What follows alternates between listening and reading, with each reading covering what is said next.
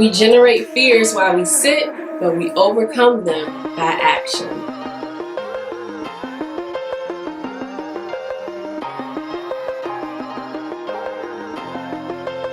Hey everybody, thank you for tuning into my channel. I am Stacy of Stacy's Faith in Stars. Please continue to comment, like, share, and subscribe, and I appreciate all of y'all's support. So I just want to talk to you really quickly about generating your fears by continuing to sit, but overcoming them by action. And that's a quote by Dr. Henry Link.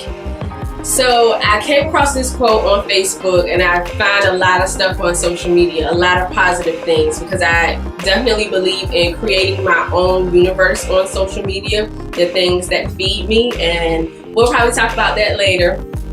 But I just want to talk about overcoming your fears and how you feed your fears when you just sit.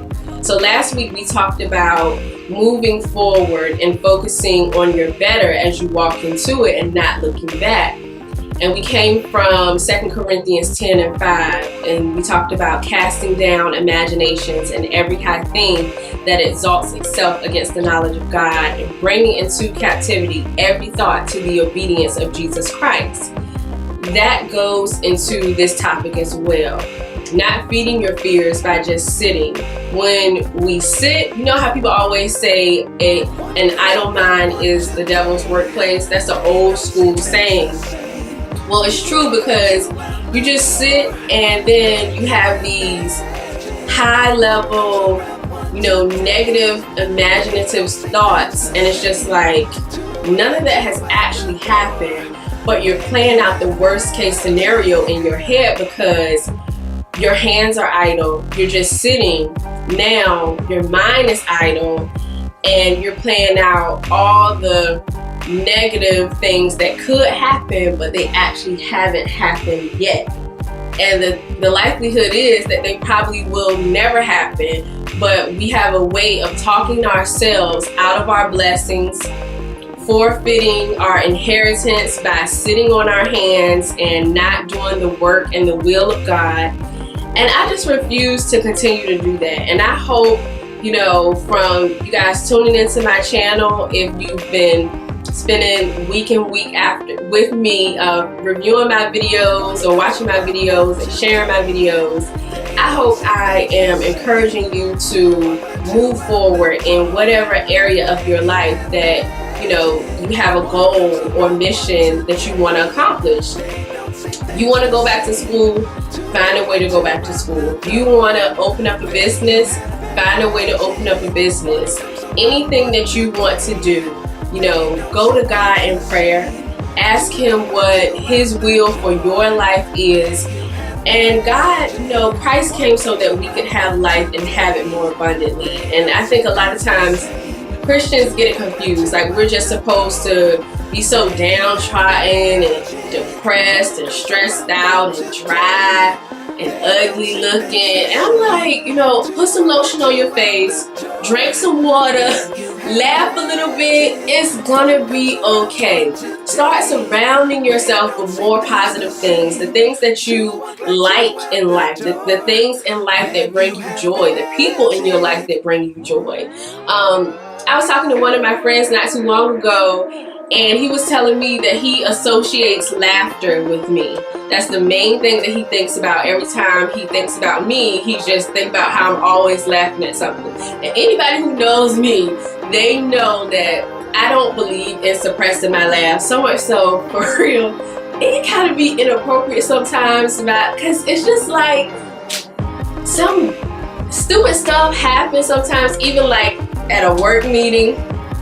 This man said something so inappropriate in front of some people who he probably should not have said it in front of, but I thought it was funny. I thought it was funny because it was so dead quiet in there, and it was just like he embarrassed himself, and he was like, thank y'all for laughing. It was just me and one other lady that laughed, but the other 20 people in the room were dead silent.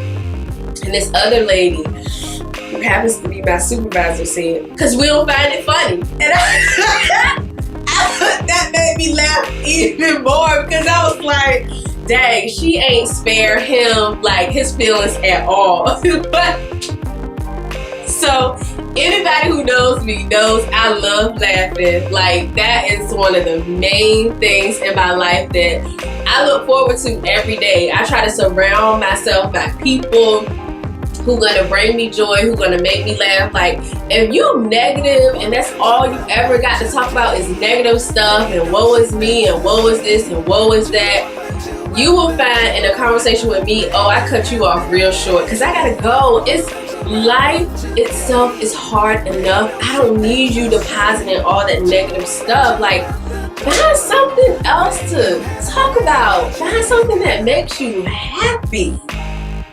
So anyway, that might be a little bit off topic when we're talking about fears and not, sitting around and being idle, but, well, it can kind of go into fears because sometimes I think people are so comfortable with being negative because they are fearful of what happiness looks and feels like, because they think that happiness might be so fleeting. It's a thing that they aren't going to be able to hold on to.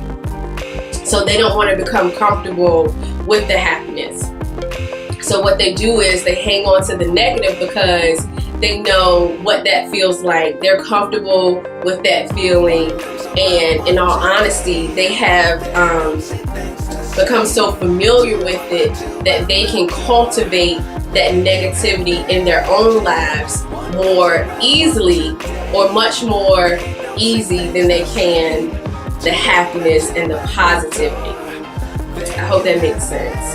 So I'm gonna just repeat that again. Negative people are comfortable with their negativity because they have their own ways to cultivate that negativity into their lives. They're comfortable with that. They know what that feels like. And they're afraid to be happy. They're afraid to be positive because they feel like somebody's gonna come in and snatch that away, and they don't have the tools, the means, or the resources to create positivity on their own. So they just kind of lean towards being negative. That's what I find in some people. Like, in all honesty, even some people at church, like, you'd be like, hey sis, how you doing? Blah, blah, blah. Oh this, oh that, oh this, oh that. And I'm like, oh, okay, well, I hope it gets better for you. See you later. Because I'm like, every single time I talk to you, you don't have a positive thing to say. I can't spend a whole lot of time talking to you. Like, there's a time and a place. Yes, if you want to come and talk to me for advice and whatever, if you feel like I can give you some good advice, I welcome that. But if it's like, how you can say, I remember one time I was working with this lady, and I said, oh, hey, how you doing? She was like, oh, I got a headache. Oh, my feet hurt. Oh, these people getting on my nerves, and this and that and this and that. And I was like, wow. I did ask her how she was doing, but I didn't even really expect her to really tell me how she was doing. I was not prepared. Because most of the time when somebody say, hey, how you doing? You just be like, oh, fine, and you? And they be like, good, and y'all just keep it moving. But she literally broke it down, all the negative stuff that had happened to her throughout the day and throughout the week.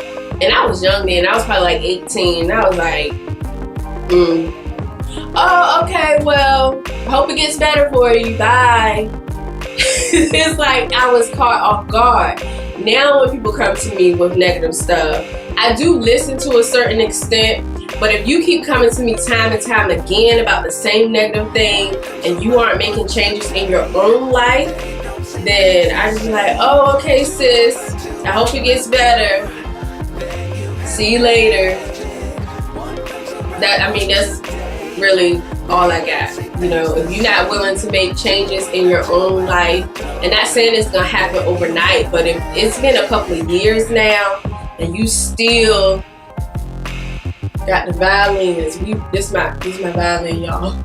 This is my violin. You got this violin playing every single time I talk to you. You're wearing me out. Like, you gotta go ahead on with that. That ain't something that I'm gonna be able to help you with. I am unqualified to help you in that area if you just refuse So anyway, don't hang on to that fear that's gonna hold you hostage and keep you stagnant. You gotta move forward and make progress day by day, even if it's baby steps. Like something I'm working on, I work on it when I can. Sometimes I get too busy. I try to do it on my lunch break, work on this project. Some days I don't even really have time to work on it during my lunch break, but you know, I know if I just keep chipping away at this iceberg little by little, you know, eventually this project is going to be complete. So I used to just let that fear of the fact that it was too big of a task kind of hold me hostage. I would let that fear hold me hostage and be like, you're never going to finish this. But if you work on it little by little, even if you don't get a chance to work on it every day or every week, if you just put your hands on it a few times a month, before you know it, you are going to complete that project. So that is a word for myself. Keep working, keep progressing. Little by little, you are going to complete it. That's my word for the week. I hope you got something out of it. Remember, let your faith empower you to reach for the stars.